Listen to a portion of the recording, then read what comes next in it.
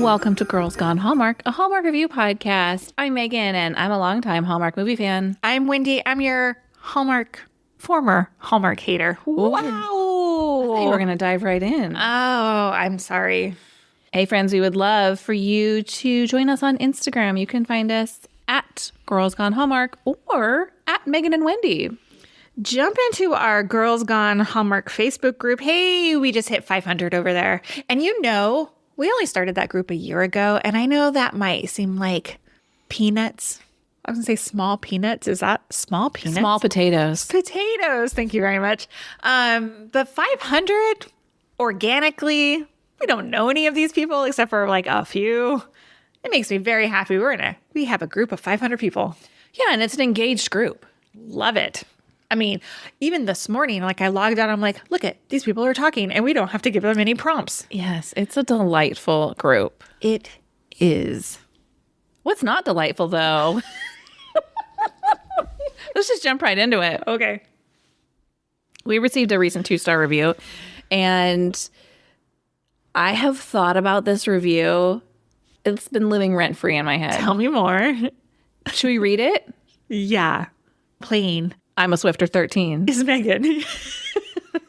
Title, I tried. This could easily be a 5-star podcast, but unfortunately it falls way short. All y'all have to do is some research. You know nothing about the actors, actresses in these movies you're bashing, but then you're like, give us 5 stars. No. And who watches Hallmark movies for the small details? You give a movie 2 stars because one small thing distracted you in a throwaway scene. Ridiculous. It has to be in response to an older episode, don't you think? I will admit that in the early days of Girls Gone Hallmark, we didn't know jack. Didn't know anything. We were just out here. I thought, let's make a Hallmark podcast. It wasn't even a Hallmark podcast. It was a bonus episode on another podcast that we did. It was just let's have fun. And it was fun. And it's been over 3 years now. And we know, 2020 I know, is when we started. I just popped out of my head. Really? Yes. Wow. We started that podcast October 2020 with Jingle Bell Bride. So 3 years, dozens of movies we've reviewed. Mm-hmm. If you listen to those early episodes, we didn't know anything. If you listen now, we do the research. We know these actors. A, because we've watched a lot of movies. B, because we know what they're up to and we're doing the research.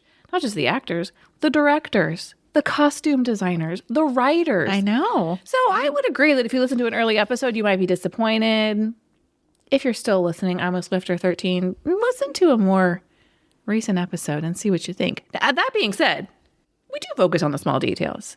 Now, here's the thing. Mm-hmm. Do some people watch Hallmark movies to just let them wash over them? Totally.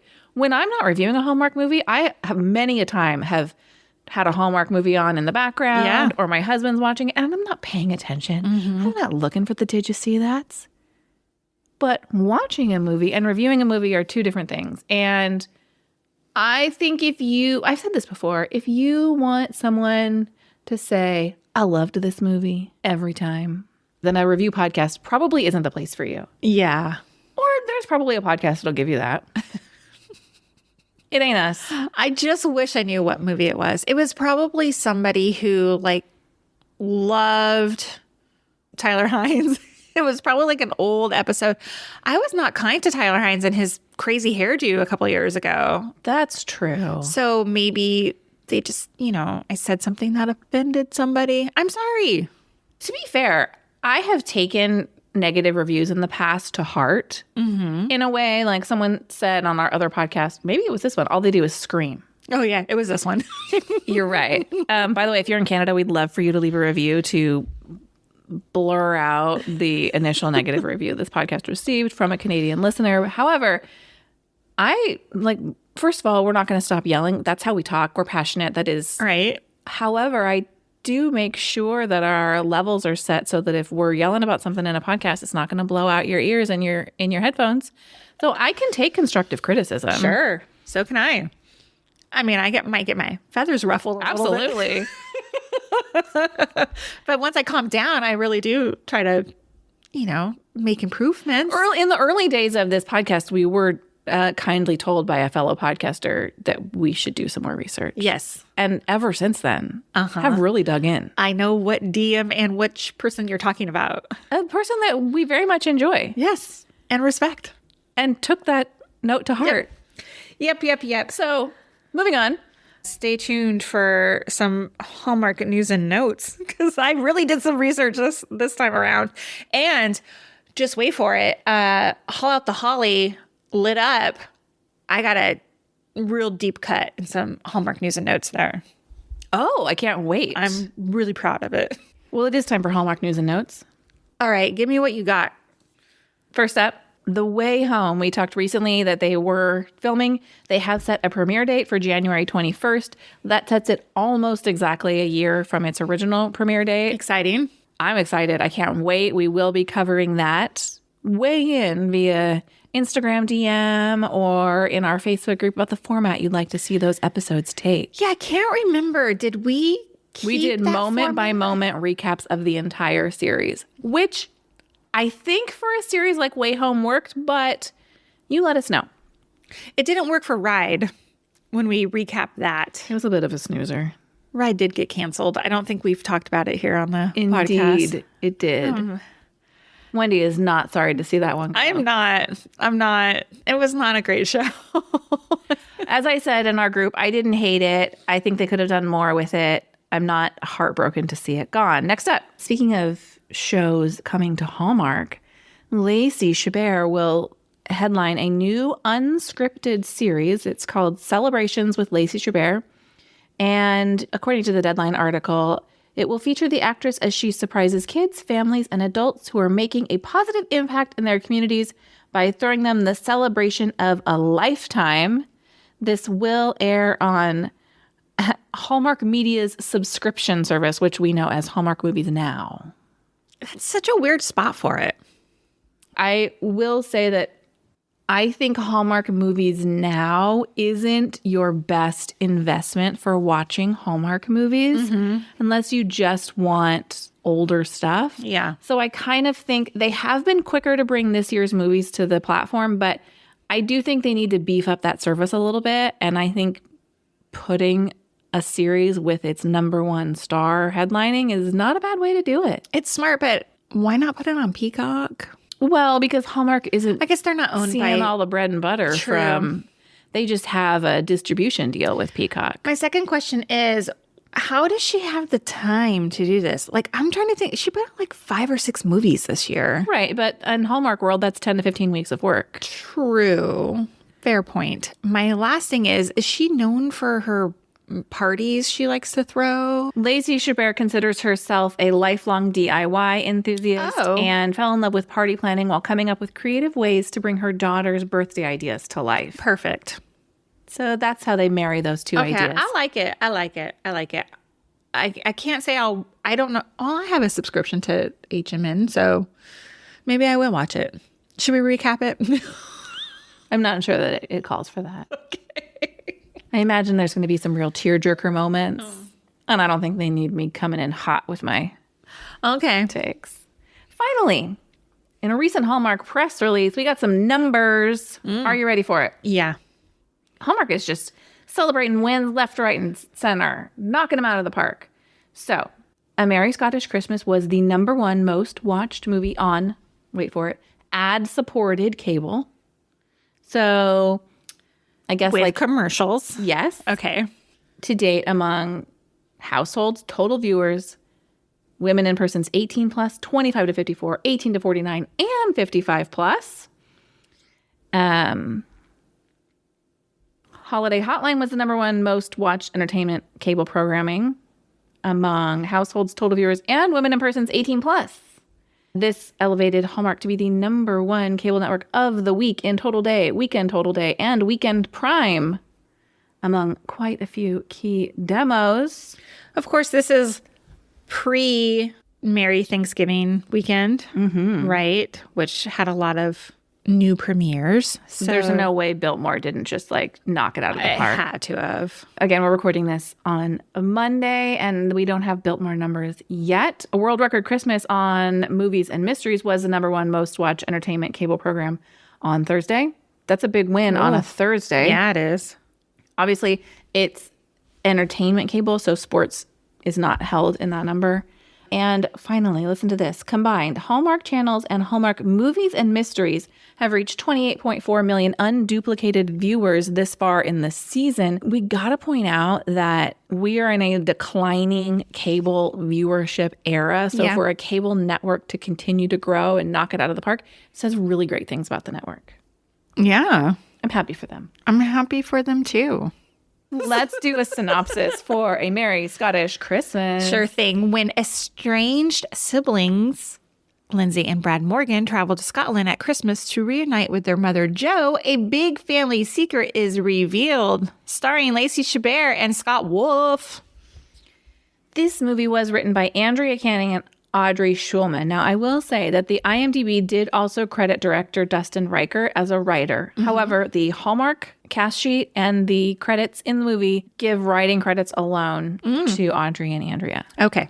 Audrey Shulman has 7 writing credits, including Every Time a Bell Rings, The 27-Hour Day, and As Luck Would Have It, a delightful Hallmark film. Andrea Canning has 21 writing credits, which for Hallmark include A Parish Proposal, Christmas Bedtime Stories, and South Beach Love. Megan really hated South Beach Love, if I recall correctly. I should go back and listen to our review. It didn't hit for me, but it hit for a lot of people. Yeah, we have big download numbers on that episode. This movie was directed by Dustin Reichart. Dustin has 26 directing credits. Previous Hallmark movies include Where Are You Christmas and Next Stop Christmas. Our star, in a dual star weekend for her, or week, excuse me, Lacey Chabert plays Dr. Lindsay Morgan. She has 176 acting credits. She shows no sign of slowing down. Obviously, she has her new series coming out. But she has appeared in 6 Hallmark movies this year alone, in addition to voice work on Harriet the Spy and Harley Quinn. So I think the answer to your question is she just doesn't like to sit down. She likes to work. Yeah, I'm into that too. I like to work too. Scott Wolf plays Brad Morgan. Now, you might ask, what has Bailey Salinger been doing since the year 2000? And it's working steadily. He's had roles in series like Everwood, The Nine, V, The Night Shift, and Perception, but most recently has been in 63 episodes of Nancy Drew on the CW to round out his 51 acting credits. Nancy Drew. Right. Didn't that make you want to go watch it? You're like, there's a Kinda. CW series with Scott Wolf. I know. I'm going to look for it, I think. Yeah. I love a CW series. James Robinson plays Mac Bell. This Scottish Wowie Zowie has 28 acting credits. Although this does appear to be his first Hallmark movie, it isn't his first TV Christmas movie. He was in Saving Christmas with Ashley Newbrow, which aired somewhere other than Hallmark. That other channel? No. Oh. Kelly Blaze plays wife Sarah Morgan. In addition to acting, Kelly is an accomplished singer. She starred in the Irish rom-com The O'Briens and contributed 2 original songs to the film. To this film? To the O'Briens. Oh, my bad. Friend of the show, Keith Costumes, did the costume for Lacey Chabert and Scott Wolf. And finally, A Merry Scottish Christmas was filmed on location, mostly in Ireland, with some filming done in Scotland. The Duns Castle estate in the Scottish borders doubles as the fictional Glencrave Castle. And filming was done over the summer, wrapping in early July 2023. Nice. First impressions. I disagree with many people about this movie. My brain is like working. Where have I... Okay, you disagree because people didn't like this movie? Well, you're just going to have to wait and see. Okay. My first impression is, what's in the Fountain of Youth is Scott Wolf drinking? Give me some. Mr. Dimples. I mean, he looks very young. I know he had like a little bit of gray, which is fine, but like his face still looks very young to me. Yeah. I don't know how that works. So I personally haven't seen Scott Wolf in a minute. Obviously, as we know from our news and notes, he's been working. Right. I kind of forgot how much I like him. He's just such a little cutie on screen. The opinions about this movie were middle of the road. They were more negative than positive. Okay. I think a lot of people felt like it's not fully baked. Okay. There were a lot of ideas here. My feeling watching this movie, did I think it was the best Hallmark movie of the season? No. However, I liked this movie. And I went into this movie prepared to be disappointed because, as you know, you're listening to this episode a full week after this movie aired. We were traveling. We adjusted our schedule. I had time to see the Twitter talk and the Facebook group talk and all of that, the Instagram stories. I was prepared to be disappointed. And maybe that colored my view because I went in ready to be at like Christmas at Castle Heart level. Yeah. Which was a disappointment. You sure? It wasn't that for me. This was better than that movie, for sure. For sure. This is not the biggest swing Hallmark is going to take this year, of course. I don't necessarily want Hallmark to be constantly reinventing the wheel. I want Hallmark to do what Hallmark does best, and I want them to do it well. Sometimes I want a movie like this. They're not all going to be the Santa Summit. They're not all going to be time traveling at the Biltmore Estate. They're not all going to be Three Wise Men and a Baby where you get the three hottest dudes on the network and a baby and then everyone's ovaries explode. Sure. This felt very classically Hallmark to me. Yeah. And I think it was done fairly well. Also, you got the Duke and Duchess nonsense, like, surprise, you could be a Duke or Duchess if you choose to claim the title. Aside from that, very much of this story is relatable. It is? Estranged family situation. There's some secrets. I want to talk a little bit more about the mom keeping some things from her children, dealing with infertility and decisions about our family. I love my job, but I don't love all the parts of my job. Too many things, maybe? Well, sure. But I do think those storylines, a lot of it felt very relatable. Sure. I agree with that. I agree with most of what you're saying. Let me piggyback on what you were saying about how we're reviewing this like a week later than usual. Yeah. It is hard to not read the other opinions on it. So I kind of went in going, oh, this is going to be a very middle of the road movie. And for me, it was a very middle of the road movie. It doesn't mean I didn't like it. I enjoyed the acting, the story a little bit. I think there's some things to be picked apart about it. And I'll get to that in my wish. But I think there was so much hype built around it because of like reuniting the party of five actors, right? Lacey and Scott. And I do think those two together had like a very nice natural rhythm to their acting. It made me wonder, I was like, does it just click for them again? You know, like when you see a friend in a long time. Yeah, they played siblings for years. Right. So I was very interested in that. It was okay. You know me, I don't like a royal movie. So I did stick it out and watch the whole thing, did not fall asleep. It was just very middle of the road for me. That's not that far off from my feelings about it either. Okay. Do you have any specifics of what you liked about this movie? I love Lacey Chabert. And you might recall early in this podcast, I was not a Lacey fan. No, you didn't like her at all. In the early days. I would avoid her movies. Lacey, I apologize. She gets better and better for me. Every time I see her on screen, she's so comfortable to watch. Because of the timing, I watched two of her movies back to back. And I just love her. She really has earned that Queen of Christmas place for me. And it's not just by the numbers. Will Kemp, what a delight to see him on screen with her. This was not a surprise because I knew from social media that he was the cameo in this movie, but that whole scene was amazing. So fun, really well executed with the dancing bits. I just love him. I think he and Lacey are perhaps the best romantic pairing I've ever seen for the two of them. But you know what? That's really funny because they've only been in two movies together, right? Where they're a pair. Of course, they were in that Waltz movie, which I really enjoyed. And then they were in that Deadly Tango movie that I don't think I watched from this summer.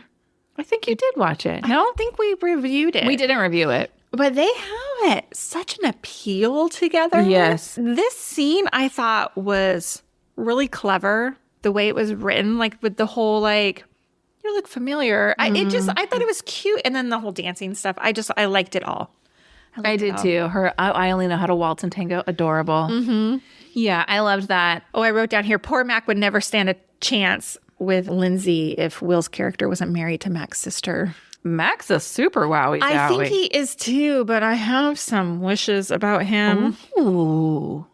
I loved their childhood story about the dirty reindeer. And then that they like revisited while they were drinking. And I looked up on Pinterest. I was like, is there such thing as a dirty reindeer? Which sounds like an alcoholic drink to me. But not even Pinterest like even pulled up anything about a dirty reindeer. Do you remember what's in it? Like everything. It was like cookie crumbs and so could we make candy. Write a blog post about it? Oh no, that's gross. It sounds disgusting. Like I don't know if I would drink it, but I just thought it was very cute. Keith Costumes made the dress for Lacey. I think he only did costumes for Lacey and Scott in this movie, but this dress at the end, I loved the neckline on it so much. It wasn't just a straight across strapless dress. It came up a little bit, like near the armpits. I don't know anything about clothes other than it's a pullover or a hoodie. You know what I mean? Yes. But it just was so pretty. And it was like this dark green. I just thought it was lovely. Just lovely. It was a showstopper. She had a couple coats. She had a solid green coat, and then she had a green plaid coat as she was leaving that Keith Costume says he loves a coat moment. The costuming was... It was A+. good. And then finally, I fast forward 1 year at the end. Yeah. It always makes me so happy. And I was happy to see that Brad and Sarah had a baby. That baby was older than however old it could possibly be. It was a big baby. I didn't even really But the clock oldest that, it could be is 3 months. Yeah. And that baby was a big baby. Was it a year old at that point? All right. What did you wish for? I'm guessing maybe you didn't have many wishes because you liked it so much. I have a question in place of a wish. Okay. Does mom owe her children a relationship with a family she didn't have a relationship with? That is really interesting. Hold on a second. I thought I had the same note in my question. Here it is. Would you be mad at your mom for not telling you about your royal roots? I have thought about this a lot since watching this movie. And I understand Lindsay and Brad feeling like, wait, we have this whole life. And not even so much the royalty part, but we had an uncle. We had this whole world that we didn't know about. But mom left the family because she didn't want the life that she would have had to live. And as a result, became estranged from them and didn't have a relationship with her brother. That's not that unusual of a storyline. Yeah. Obviously, the Duchess part is nonsense, but plenty of families don't have relationships. And it's not always a big dramatic moment. It's like I stepped away from the family because what they wanted and what I wanted weren't the same. And our relationship didn't continue. And her relationship with her brother was a casualty of that. Yeah. Her brother was just kind of an innocent bystander in all of that. But then at what point does she owe her children that information, if at all? I don't think she does. There's no big sit down like, oh, you have to come to Scotland right now and we have to talk about this and now it's going to rock your world. I don't think she owes them that. Yeah, and it would be at a detriment to her because she didn't have a relationship. So now she's got to be like, look, it's really painful for me, but now I have to introduce you to that person. Mm-hmm. Family, you don't know what you don't know, and family is a lot more than just the people you're blood related to. Right. Okay. I mentioned this earlier. I do think there are a few things that can be picked apart about this movie. Mm-hmm. Here is my number one. I have 4. The resolution over keeping came at warp speed. Yes. At the end. The end of this movie, so many things like tied up, but like too quickly. Mm-hmm. Too quickly. I just thought it was like overly rushed and condensed. And I thought like you could have done without some scenes earlier. Like remember when they went whiskey tasting and then the whole dancing scene when Will Kemp comes. But then thinking about it, I was like, they can't cut those things because the whole tie-in was how the Morgans were of the people in that town. Mm-hmm. They were one of them. So you can't cut all that backstory where they're like immersed in this town. Yeah.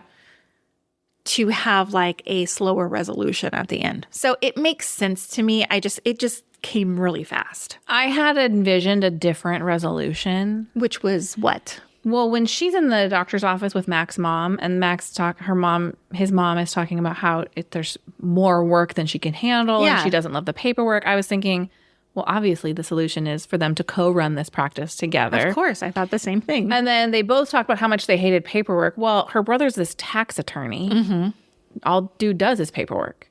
Have him take over that portion, and then they can co-run this. You know, Mac can kind of take over the day-to-day operations Of the castle. While they're overseeing it. Right. And that felt more cohesive to me than stop the car, I'll help you run this. But what does that look like? She says, oh, I figured out how to run my own practice. I can figure this out too. But what does that mean? She's just going to run the day-to-day? She didn't actually discuss, like, I'm going to work as a doctor here. Right. He didn't discuss they were just going to run this together and be siblings. Yeah. And I thought too, like, they don't need the both of them there. If she wanted to go back to America and be a doctor, she could. And then the brother could have stayed there with his wife, and they could have been whatever they are, Duke and Duchess, you know? And Mac can still run the castle or whatever. Yes, and they could still repair their brother-sister relationship without living in the same place. Exactly. I just thought, like, they're not both needed there. Mm-hmm. One decision does not hinge on the other. Like, if he wanted to stay, she didn't have to. If she wanted to stay, he didn't have to. Mm. They don't both need to stay. Mm. You know, I don't like royal things, but is this how, like, royal lineage works?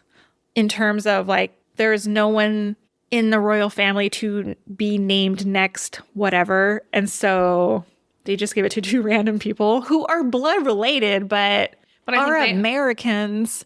Yeah. We saw how the royal family welcomed an American to their family. So the Scottish people are just going to be like, yeah, these two, like, Americans, no problem. Well, okay, there's lots going on here. One, I don't think that this is how it works.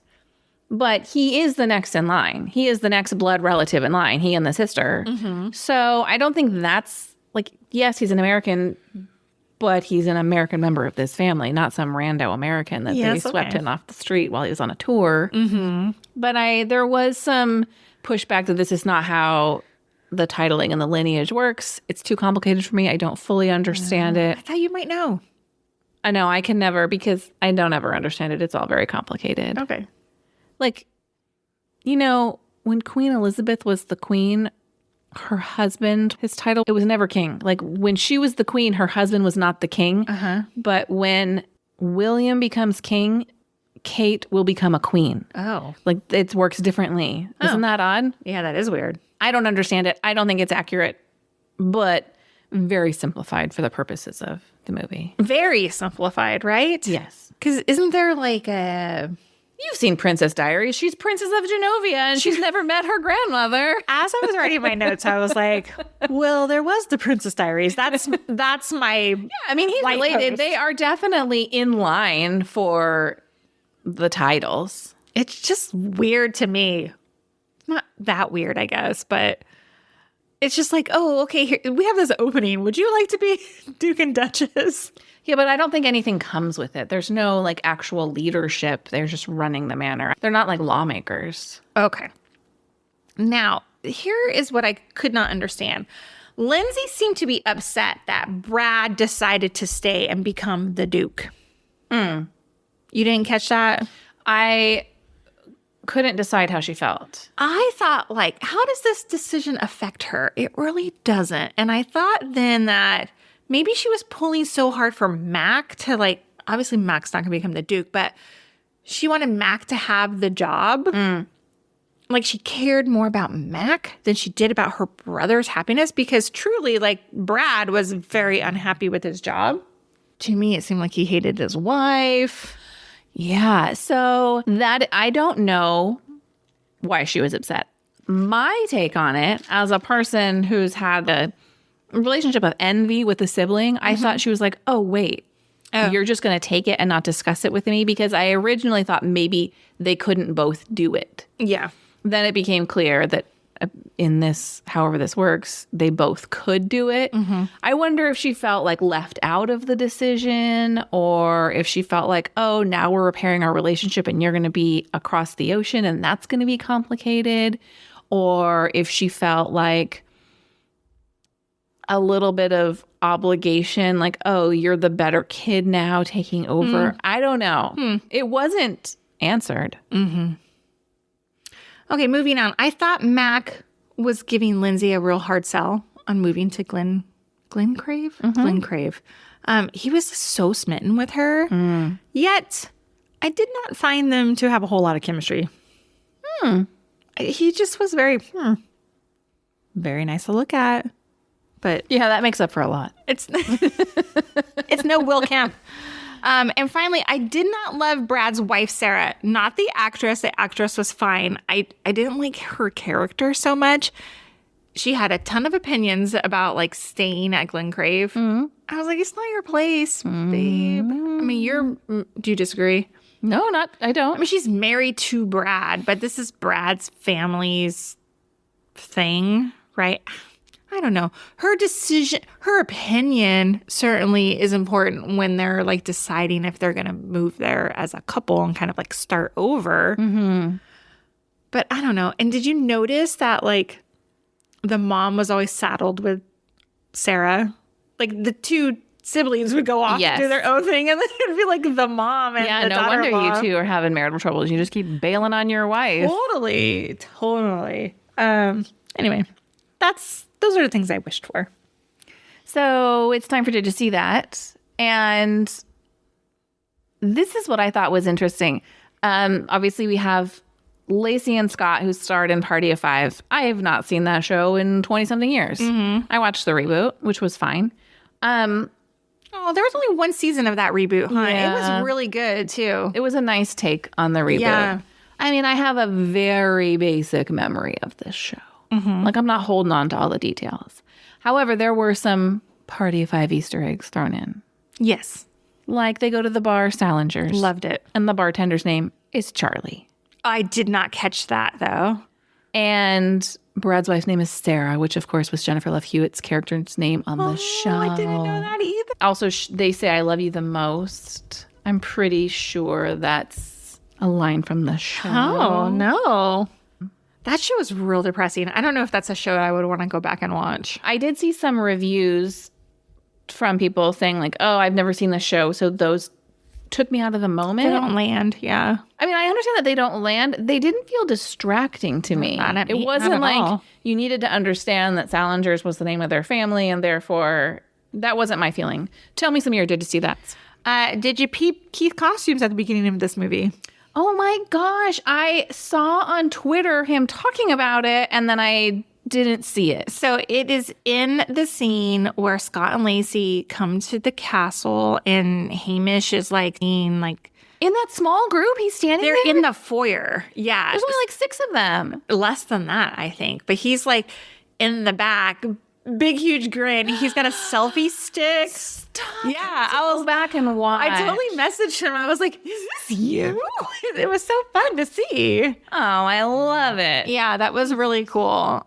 Another Did You See That is when the butler gives the mom a letter from the dead brother. She's in her bedroom. There's a stack of vinyl albums on the floor. Like she's just been listening to them, which is like super weird. On the top is a Donna Summer album, and it's called Live and More. And I thought, what an interesting choice. Like whoever dressed the set, why did they choose a disco record that she was just so happened to be listening to? It was just one of the ones in the bargain record bin. Probably, right? So random. That's funny. And finally, did you notice the awful pixelated painting of the family? Yeah, it like hurt my eyes to look at it. I was like, what is happening there? I feel like AI could have done a better job. I don't know who's doing this stuff. Well, it felt like obviously the point was they weren't supposed to immediately be able to recognize their mother, I guess. Okay. I think I would recognize my mother if she were in a portrait. But I agree. And then they did it again at the very end. I was like, what? Anyway. All right. Are you ready to rate this guy? 3.5 stars. I gave it 3.5 stars as well. So that's so interesting that you really liked it. And I thought it was very middle of the road. 3.5, right down the middle. I mean, technically 2.5 is down the middle of a 5-star rating. Girl math, girl math. Hey, God, I'm such a dummy. Look, if you like this podcast, we love your 5-star ratings and reviews. Open up the Apple Podcast app. We'd love your 5 stars. We'll be back tomorrow with Hall at the Holly 2. Lit up. Bye. Bye.